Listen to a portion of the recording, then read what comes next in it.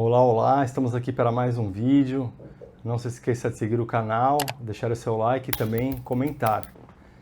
O vídeo de hoje é sobre como os evangélicos se tornaram uma das maiores forças de poder no Brasil. Eles ainda não são maioria, então por que tem tanto poder? Tem uma pergunta que ajuda a entender o Brasil de hoje melhor do que muita análise política pronta. Os evangélicos ainda não são maioria demográfica no país, o Brasil continua sendo um país de maioria católica e mesmo assim os evangélicos se tornaram uma das maiores forças de poder no Brasil. Eles estão nas periferias, nas igrejas gigantes, nas rádios, nas TVs, nas redes sociais, no Congresso, nas disputas morais, nas eleições, na forma como muita gente passou a enxergar o bem, o mal, a família, a política, até o destino do país. Então a pergunta não é só quantos são os evangélicos, a pergunta é como eles chegaram a esse nível de influência. Eu já adianto uma coisa aqui, quem responder isso de forma simplista não entendeu o fenômeno. Não foi só crescimento demográfico, não foi só fé, não foi só política, não foi só manipulação. O que aconteceu aqui foi uma combinação muito mais poderosa. A presença territorial, rede de apoio, linguagem emocional, promessa de transformação de vida, uso eficaz da mídia, rádios, TVs, redes sociais, construção de identidade coletiva e organização política. Em outras palavras, o poder evangélico no Brasil não foi construído só no púlpito, foi construído no bairro, na crise, na TV, no medo, na esperança e na política. É isso que eu quero destrinchar aqui hoje. A primeira coisa que precisa cair por terra é uma ideia muito comum, a de que o poder religioso se mede só pelo tamanho do grupo. Não, ele não se mede só assim. Os dados do IBGE de 2022 mostraram que os evangélicos têm próximo de 27% da população, com 10 anos ou mais. É um grupo enorme, um crescimento muito expressivo nos últimos anos, como a gente sabe. Mas os católicos ainda são maioria, com quase 57% da população brasileira. Mesmo assim, a sensação pública muitas vezes é de que o país já está politicamente moldado por esse campo religioso dos evangélicos. Isso acontece porque a demografia não é a mesma coisa que poder. Nem sempre quem tem mais gente tem mais presença pública, social. Nem sempre quem tem mais gente tem mais coesão. Nem sempre quem tem mais gente tem mais capacidade de mobilização. Às vezes um grupo menor, só que mais organizado, mais capilar, mais disciplinado, mais presente no cotidiano, consegue produzir muito mais influência que um grupo numericamente maior, só que mais disperso. Foi isso que aconteceu aqui. O catolicismo continuou maior em números, mas foi perdendo base, sobretudo entre os mais jovens. Já o campo evangélico cresceu com base social jovem, intensa vida comunitária, enorme capacidade de ocupar os espaços sociais. Então, para entender o poder evangélico, a pergunta não é apenas quantos são, a pergunta é onde estão, como se organizam, como se comunicam e como se mobilizam. Vamos voltar um pouquinho para falar do período da ditadura militar, de 64 a 85. A Constituição Federal de 67 preservou, pelo menos ali formalmente, a ideia do Estado laico, né? E também assegurou a liberdade de consciência, de crença e de culto. Só que havia um limite decisivo. O exercício desses direitos não poderia contrariar a ordem pública. Na prática, essa garantia mostrou-se frágil. O regime recorria a argumentos como segurança nacional, preservação da ordem pública ou subversão da ordem para justificar a repressão e restrição a direitos. Isso atingiu movimentos sociais, opositores políticos e também setores religiosos. Nesse contexto, uma parte importante da Igreja Católica mudou de posição. Sob influência naquela época do Concílio do Vaticano II, depois da Teologia da Libertação, esse movimento ganhou força em setores católicos mais críticos ao regime ditatorial, mais ligados à justiça social, então, à defesa dos pobres, direitos humanos. A CNBB, Confederação Nacional dos Bispos do Brasil, passou de forma progressiva a assumir uma posição mais crítica ao regime da ditadura. Vozes como Dom Helder Câmara simbolizavam esse movimento. Teve um papel muito importante também as comunidades eclesiais de base, que se tornaram espaços de organização popular, consciência crítica e solidariedade e resistência social.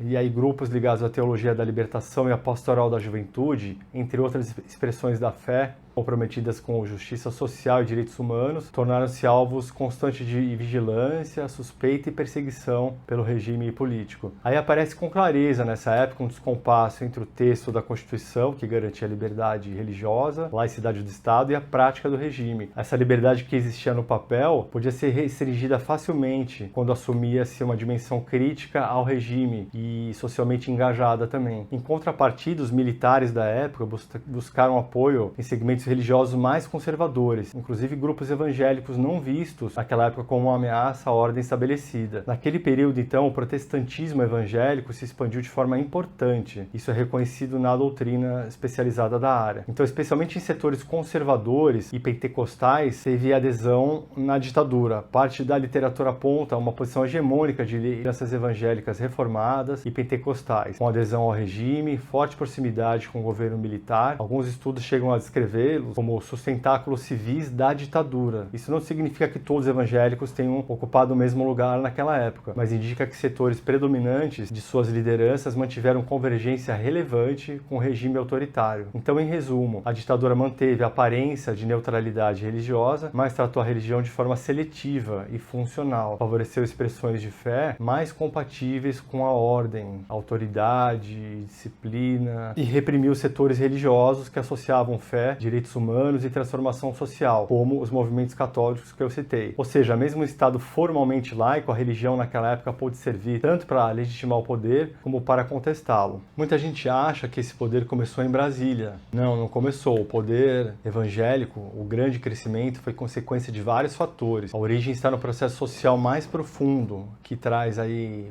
ingredientes como a migração interna que ocorria no Brasil, a urbanização acelerada, a periferização, a vida precária nos grandes centros, o enfraquecimento dos vínculos tradicionais que existiam em locais menores e no campo, a ausência do Estado. Isso fez com que o crescimento evangélico fosse tremendo. Aí entra um ponto que muitas análises não enxergam. As igrejas evangélicas cresceram porque souberam ocupar o lugar que estava vazio. Vazio de cuidado, de pertencimento, vazio de escuta, vazio de referência, vazio de comunidade. Em muitos bairros periféricos, a igreja não foi apenas um lugar de culto. Ela virou um lugar de apoio, um ponto de encontro, referência moral, de sociabilidade, espaço de reconhecimento. Às vezes, quase a única instituição estável da vida cotidiana das pessoas. E isso importa demais, porque a pessoa não se liga só a uma doutrina, ela se liga a uma presença. As igrejas cresceram muito porque ofereceram presença onde havia abandono, presença onde havia ausência, comunidade onde havia fragmentação, rede onde havia solidão. Os evangélicos não ganharam o poder primeiro no Congresso, ganharam o poder no vazio social deixado pelo Estado. Outro ponto muito importante é a forma da presença evangélica, que era muito mais adaptável ao mundo urbano, periférico, desenvolvido fortemente nas periferias, enquanto estruturas religiosas tradicionais dependiam muitas vezes de prédios, edifícios maiores, igrejas grandes, burocracias mais rígidas, presença menos capilarizada. Muitos templos evangélicos conseguiam surgir em espaços pequenos, salas alugadas, simples, locais baratos, próximos da vida real das pessoas na periferia. Isso aparece com nitidez. Pode parecer detalhe, mas não é. Isso muda tudo, porque uma religião que consegue entrar na rua do bairro, no salão pequeno, na esquina, no espaço improvisado, passa a operar em outro nível de proximidade. Ela não espera que a pessoa vá até ela de modo solene. Essa igreja entra no tecido do cotidiano. Quando isso combina com células, grupos de orações, estudos bíblicos, encontros de jovens, atividades para a família, reuniões durante a semana, o vínculo aí se torna muito mais forte. Esse é o ponto que eu acho que merece ser dito com todas as letras. A força de muitas igrejas evangélicas não está só no culto do domingo, está no que acontece entre o culto e outro. É nesse intervalo que se forma a comunidade, é nesse intervalo que se produz confiança. É nesse intervalo que a pessoa se sente lembrada, vista, cuidada, às vezes cobrada, mas pertencendo àquele local. É o pertencimento como uma forma de poder. A religião não ofereceu só sentido, ofereceu resposta.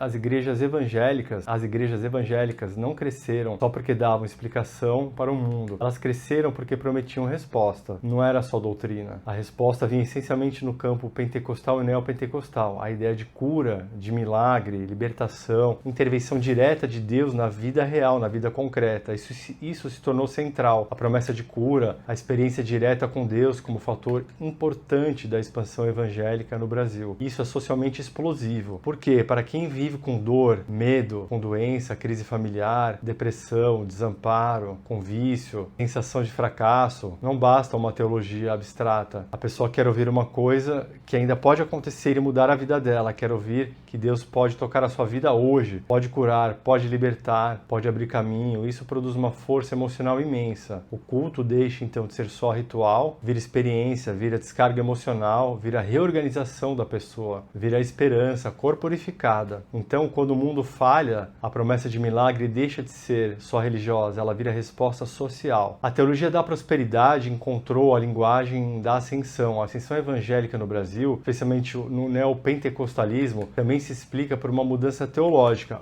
bem importante. A troca da lógica do sofrimento e da renúncia por uma lógica de vitória, prosperidade, superação e conquista material. Essa teologia diz algo muito sedutor, especialmente em um país desigual e instável. Ela diz: você não nasceu para suportar escassez passivamente, você nasceu para vencer. Deus quer te ver prosperar, Deus quer te levantar, Deus quer te fazer avançar. Isso conversa com o mundo do trabalho informal, o mundo do empreendedorismo precário, da busca por ascensão, do se virar para dar a volta por cima. Esse diálogo entre a teologia da prosperidade é muito forte com a precariedade econômica. É aqui que está uma das razões pelas quais esse discurso foi tão eficaz. Ele não só consola, ele promete transformação concreta. Ele também traz um problema sério, porque quando a riqueza vira sinal de bênção, a pobreza começa a correr o risco de parecer falha individual. A desigualdade estrutural da sociedade brasileira foi então espiritualizada. O fracasso econômico passou a ser lido como falta de fé, bloqueio, insuficiência moral. Esse é um dos pontos críticos e que mais favoreceram o crescimento evangélico. Quando a fé promete prosperidade, a pobreza corre o risco de parecer culpa. Isso é poder cultural, porque muda a forma como as pessoas interpretam sofrimento, mérito, desigualdade e sucesso. Em tempos de fé, a crise virou abrigo. O crescimento evangélico precisa ser lido também como um sintoma do nosso tempo. No mundo de crise econômica, precarização, medo, insegurança, polarização, cansaço psíquico,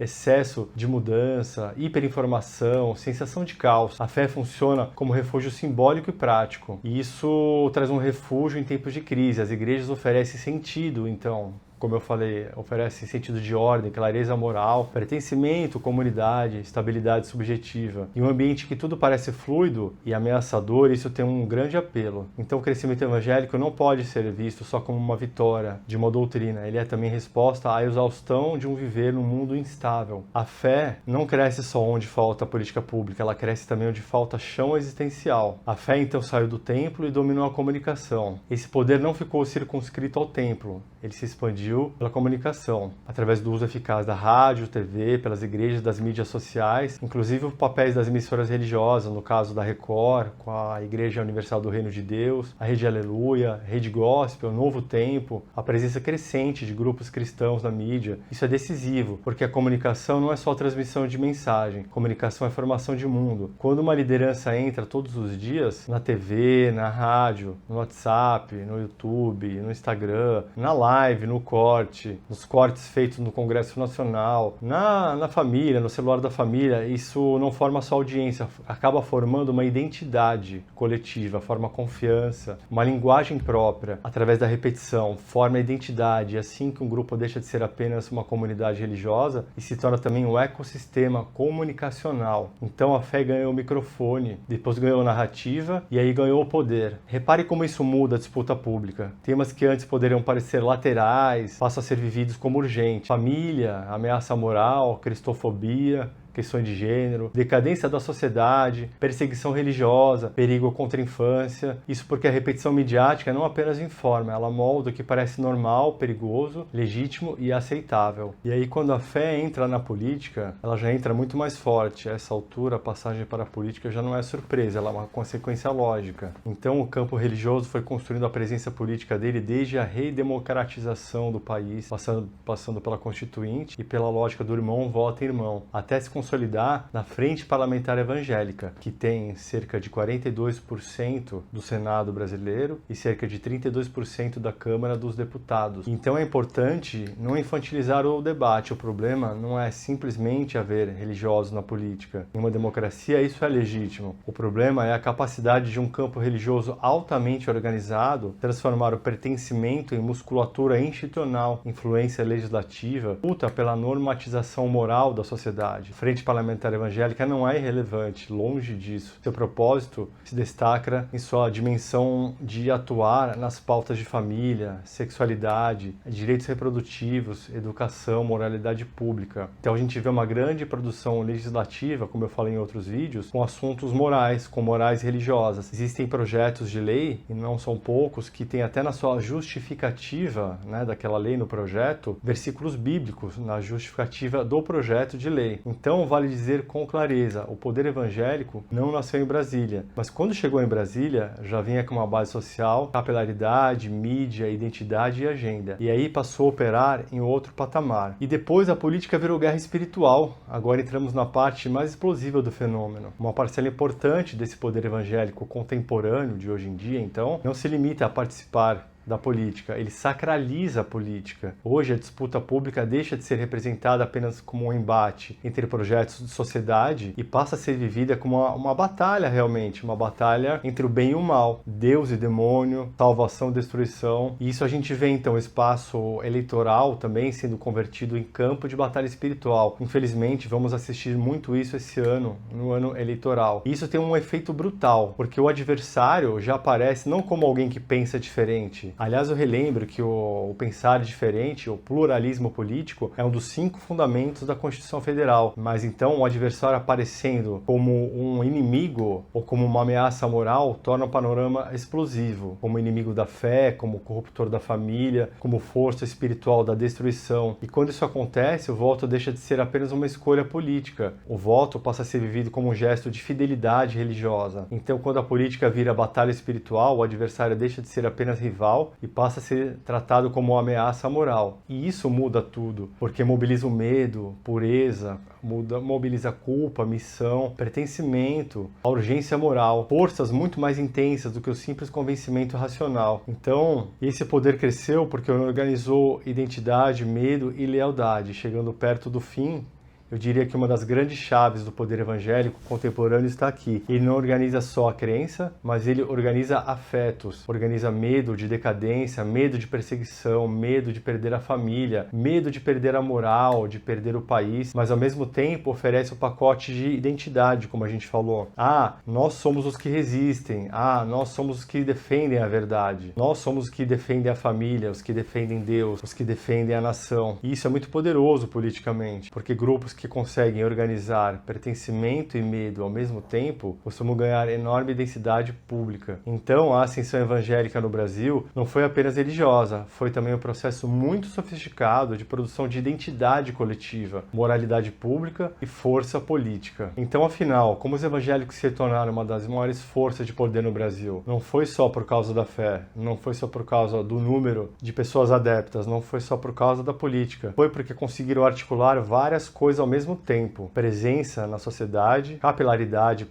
pelo território, vida comunitária intensa, resposta emocional ao sofrimento, promessa de transformação concreta, mídia própria, identidade moral forte e organização institucional. Então, em resumo, o poder evangélico no Brasil é social, é emocional, é midiático, é moral e é político ao mesmo tempo. E é justamente por isso que ele pesa tanto. O crescimento evangélico não é apenas um fenômeno religioso, ele é um dos grandes fenômenos sociais e políticos do Brasil de hoje em dia. E a pergunta mais importante daqui para frente talvez não seja se os evangélicos vão ou não continuar crescendo. Talvez a pergunta seja outra: que tipo de poder religioso o Brasil está disposto a normalizar dentro da democracia? E aí, se você quiser, comenta aqui embaixo. Na sua visão, esse poder cresceu mais por causa da fé, do acolhimento, da mídia ou da política? Comenta aí.